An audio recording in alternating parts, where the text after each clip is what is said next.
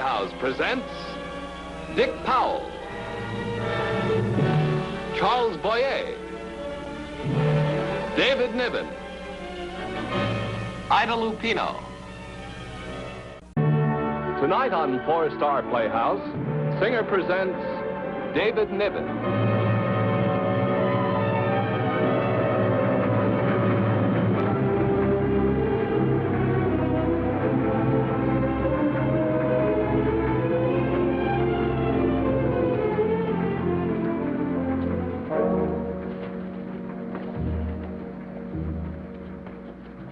Good evening.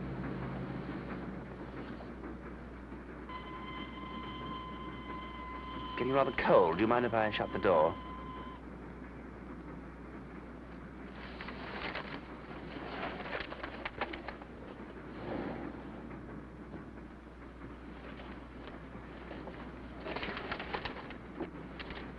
You are bound for Clayborough. Yes, I'm visiting with... Well, how do you know? It's obvious that you don't remember me, Mr. Langford. You seem very familiar, but I'm afraid I don't place you. Dwerrihouse. John Dwerrihouse. Oh, of course, Allison's brother. Yes, we met at, At the wedding? That's right, Allison and Jeff's wedding. 3 years ago. You were home then on leave from somewhere in the East. Yes, Indian Civil Service, Burma. Well, I'm home for good now. This is my first weekend in England, and Allison and Jeff have very kindly asked me out. I expect you're going to stay there, too, for the weekend. No. No, I'm on my way to a business transaction.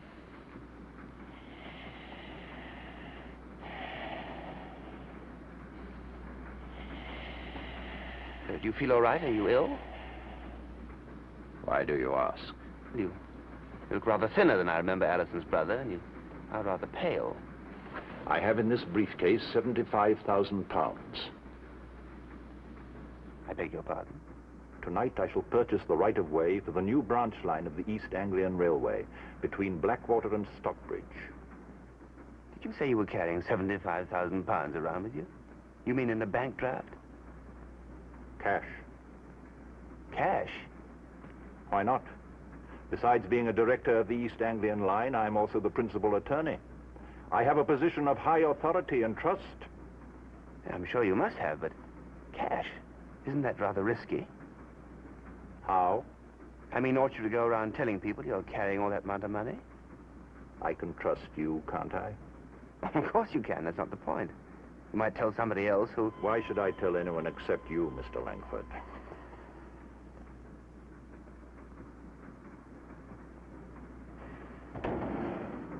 Your ticket, sir? Oh, yes. Certainly. Clayborough. Are we going to be on time? Oh, yes, sir.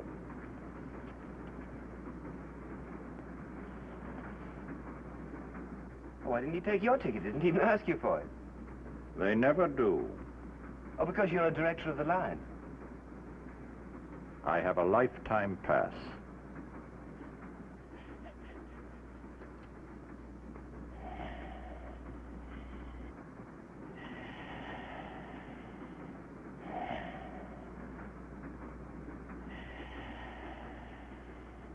Mr. Dwerrihouse, are you quite sure you're all right? Very sure.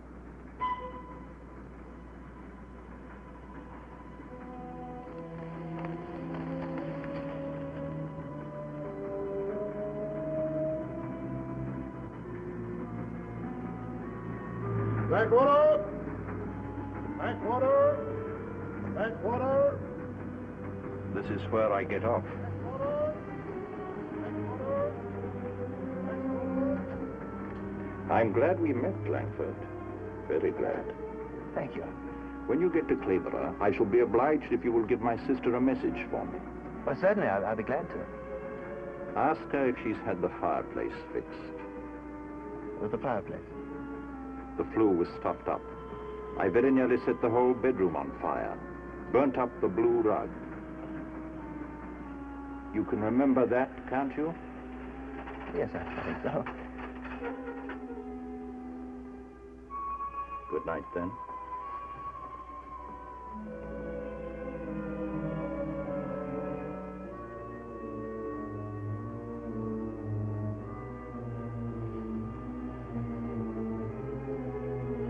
Mr. Dwerrihouse, where did the other passenger go? Passenger, sir? Yes, the one who was in the compartment with me. How's that again, sir? In the compartment? Oh, never mind. How long do we stop here? Only until we drop the mail back, sir. But I wouldn't suggest you getting off now.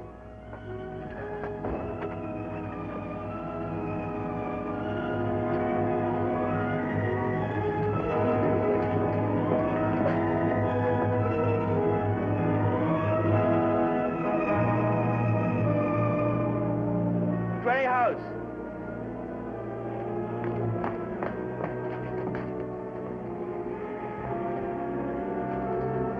Mr. Dwerrihouse?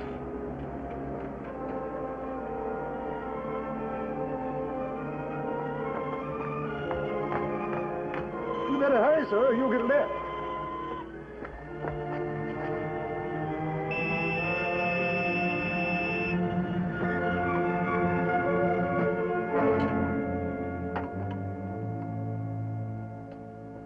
There you are. Of course, the Burmese have the answer to the whole thing. Life, love, everything.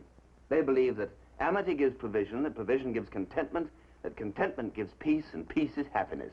This is utopia. Why look any further? Since you seem to have found utopia out there, why did you come home? For the fog and the nasty weather. Well, gentlemen, here's to England. A place built entirely upon coal and surrounded by nothing but fish. Only a socialist government could provide a shortage of both. Oh, by the way, here's to the new branch line of the East Anglian Railroad.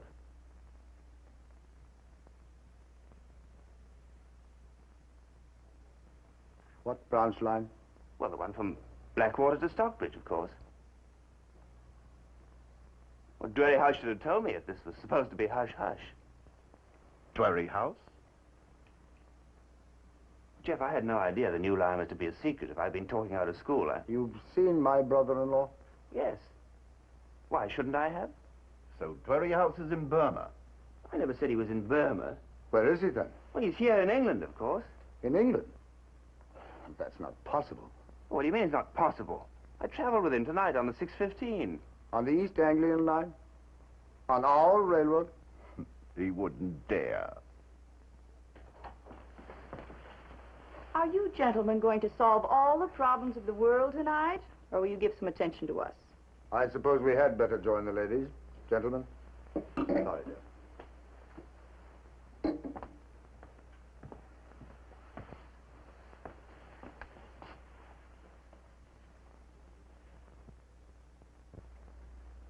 Bill, you didn't know John very well, did you?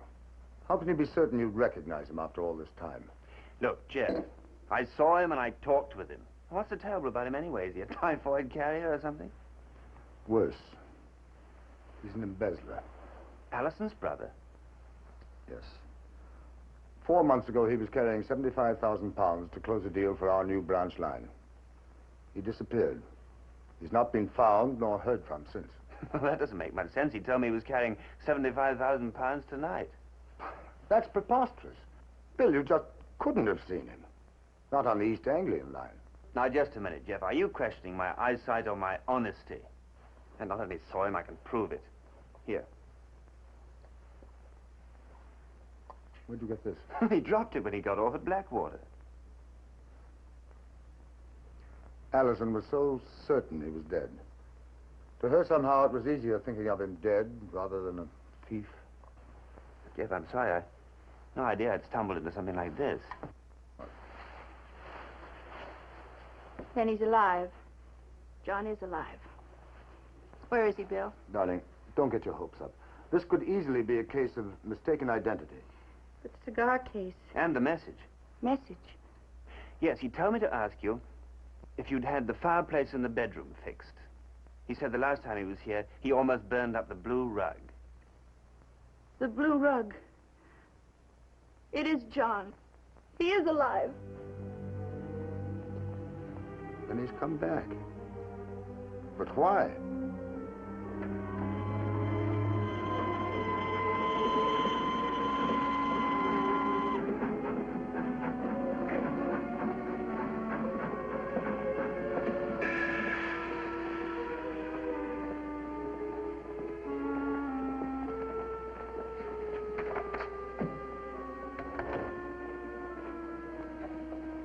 There he is.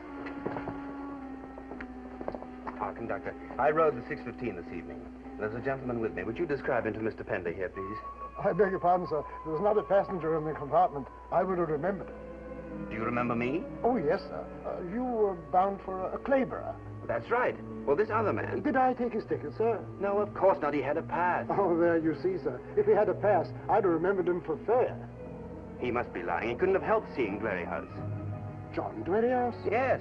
Oh, Mr. Pender, sir. If I'd seen Mr. Dwerrihouse, I'd do me duty like being instructed to up and down the line. I'd have called you, sir, or the Home Office. I'd have reported it for sure. Then you didn't see him. You swear to it.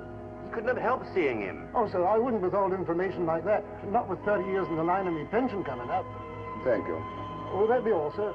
Yes. Jeff, you're not going to believe that. That man must have been paid to keep his mouth shut. I don't understand it. You mean you don't believe me? I didn't say that. But I had hoped we'd find him or a lead on him before we had to face the board of directors. And Sir Charles. You make Sir Charles sound like an ogre. Well, he's not far from it. Now, if I understand you correctly, Mr. Langford, Dwerrihouse told you he was carrying £75,000 to purchase a branch line for the railroad. That's right. And when he got off the train, and you went after him with the cigar case, he met a man whom you describe as middle-aged, middle-sized, wearing a grey-trimmed beard. That's correct. This is your contention, in spite of the fact that the conductor, who knew Mr. Dwerrihouse very well by sight, disagrees with you. If you prefer to take the conductor's word instead of mine, that's your prerogative. But every employee on the East Anglian line knew Mr. Dwerrihouse by sight. Why didn't any of them come forward and say that they'd seen him? I don't know. And furthermore, I don't care. I only came here as a favor to Jeff. Sir Charles, there is the man with the grey beard. Now, if we could find him... Oh, yes, the nebulous man with the grey beard. Middle-aged, you said? Yes. Middle-aged, middle-sized, and with a grey-trimmed beard. That description would fit many of my friends. Now, I come to think of it, Rakes, my secretary, has a grey beard. And, Mr. Hardwick here. Now, he fits your description perfectly. Perhaps, Mr. Langford, he is your man. You know very well he's not. Now, just exactly what are you trying to get at, Sir Charles? Or you don't believe I met Dwerrihouse? Oh, I believe that you met him. The cigar case and the fact that you knew about the branch line and the £75,000 testifies to that. But I do not believe that you met him on the 6:15 last night. Sir Charles... It's all right, Jeff. I want to hear this. Go ahead, Sir Charles. Where do you believe I met him? In Burma. In Burma? Then where did I find the cigar case? You didn't find it. He gave it to you as proof that you're his representative. His representative? Let's come to the point, Mr. Langford. How much of the £75,000 will John Dwerrihouse return to us for immunity? Bill, wait, please. The man with a beard. This is the man. The man who met Dwerrihouse at Blackwater Station. I tell you, Sir Charles, this is the man I saw at Blackwater Station. The man with the beard. The report you wanted, sir. Riggs, do you know this man? No, sir. Have you ever seen him? I'm afraid not, sir. He says he's never seen you, Langford. I didn't say he had seen me. I said I saw him. I don't understand. You saw me? I saw you at Blackwater Station talking to John Dwerrihouse. Well, Riggs? You must be mistaken. You couldn't have seen me. It's not possible. I saw you on the station platform about 7 o'clock last night. Last night? It doesn't matter what he says. There's no question about it. This is the man. You're positive? You'd swear to that? Absolutely. Sir Charles, Bill is an old friend of mine. His integrity is beyond question. They were standing underneath a lamppost. I saw him clearly talking to Dwerrihouse. It's an interesting thing, Langford, but according to you, everybody is lying except you. The conductor, now Rakes. Next, you'll be accusing me. Well, ask him where he was last night. Go ahead, ask him. Rakes, tell the gentleman where you were. Go on. You worked at the office until what time? Why, until the usual hour, 6. And then what did you do? Why, you know, sir. I went home with you. Tell Mr. Langford. Well, Sir Charles Carr called for us at 6, and then we went to his house. We had a bit of supper together in his library, and then we worked on these reports until 12:30. I'm sorry, Langford, but it's all true. Rakes wasn't out of my sight last night for more than 5 minutes, and I don't live anywhere near Blackwater. So if you persist in accusing Rakes, you also accuse me, because I'm his alibi.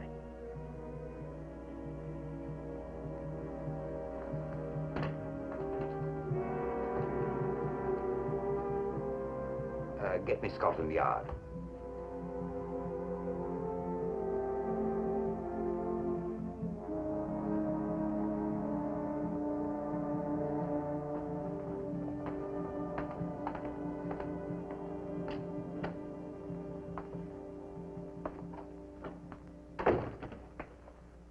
Inspector Blaney? Yes.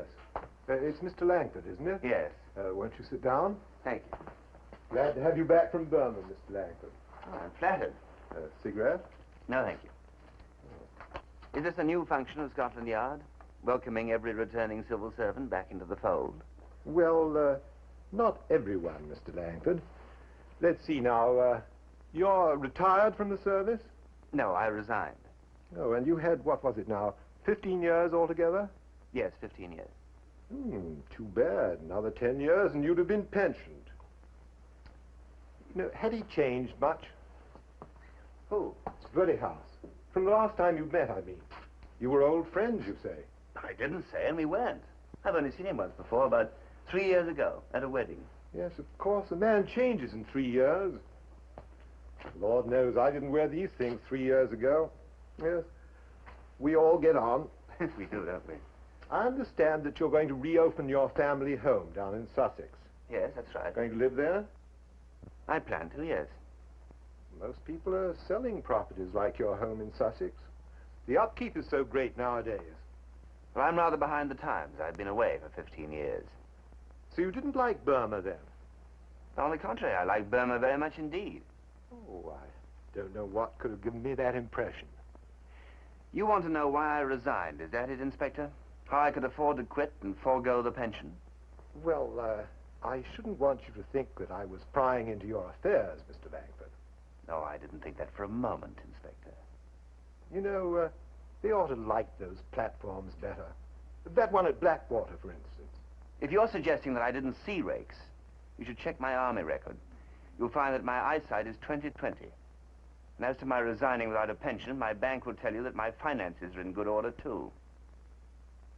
Oh. Very good photograph of Dwerrihouse. Well, so nice of you to stop by and chat, Mr. Langford. Very nice of you to ask me, Inspector.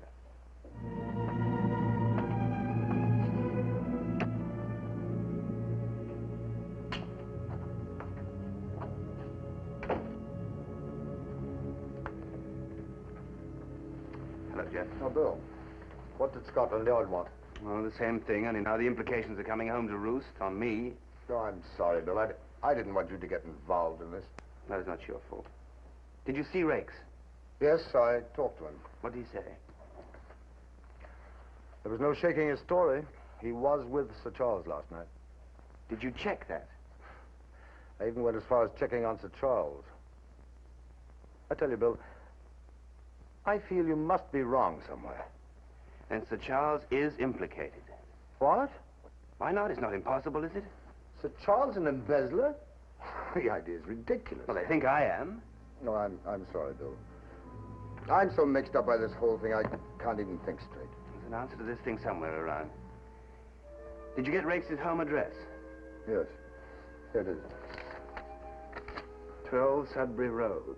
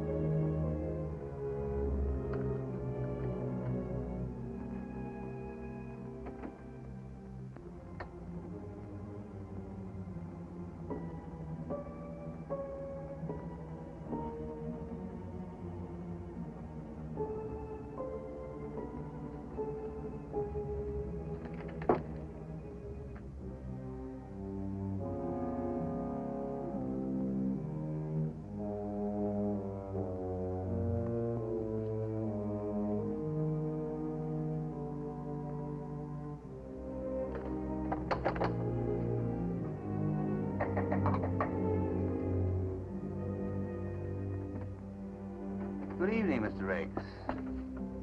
I have nothing to say to you. Well, maybe I have something to say to you. There's nothing to talk about. Leave me alone! Get out! Where's Dwerrihouse? Dwerrihouse? Yes, Dwerrihouse. He came in here. I saw him. In here? This is some kind of trick. You can't frighten me. Rakes, look behind you.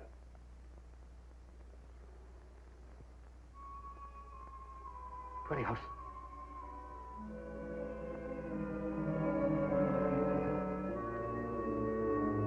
What is this? What are you trying to do to me? You can have the money back, Dwerrihouse. I don't want it. I didn't mean to take it. Go away. Go away! You're dead. I killed you! I killed you! You're dead! Wait. It can't be him! I killed him! I killed him!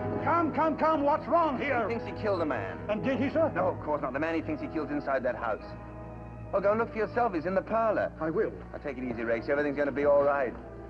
I killed him. The money. Hid the money. Buried it on the floor in the kitchen. I didn't mean to steal it. All that money. The 75,000 pounds? Then you embezzled it. It wasn't Dwerrihouse. I killed him. Took the money. I'll make him go away. Leave me alone. He's dead. I tell you, he's dead. Where is he? Did you find him? I don't know what's going on here, but there's nobody in that house. Of course, he's in the parlor. I told you. Yes, I understand. But you better come along too, sir. Rakes confessed to the murder, and we found Dwerrihouse's body buried under a chalk pit a mile from his house under a pile of rocks. We also found the money buried under the kitchen floor. But if he's dead, who was that I talked to in the train? Nobody. Well, now, look here, Inspector. You trying to tell me I'm crazy? Let's put it this way. You were on your way to visit your friends. The last time you'd seen them, you'd taken that same train to their wedding. Your mind just slipped back a cog this time and fastened on one of the guests, Dwerrihouse. But are you suggesting that I materialized Dwerrihouse out of my mind? Let's say you fell asleep and dreamed it. Is this cigar case part of my dream? According to this report, the train car you rode in had been on a siding for months. It was put back into service the day of the night you rode in it to accommodate the holiday trade. And it hadn't been properly cleaned. The cigar case must have lodged itself in the cushion. That's just assumption. Perhaps. But this isn't. The lost and found claim that John Dwerrihouse made to the company for this same cigar case 2 weeks before he was murdered. Satisfied? Inspector, are you sure that I didn't... See a ghost? Quite. Well, then who was it who frightened Rakes into confessing? That's easy. Rakes merely thought he saw the ghost because he had a guilty conscience. Now, you make it all sound so plausible. There's a logical explanation for everything. Well, I hope I haven't been too big a nuisance to you. Nuisance? Indeed not. Why, we've been able to wrap the whole thing up, thanks to your... well, anyway, thank you very much indeed. Good night, Inspector.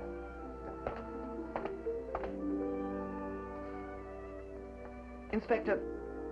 Yes?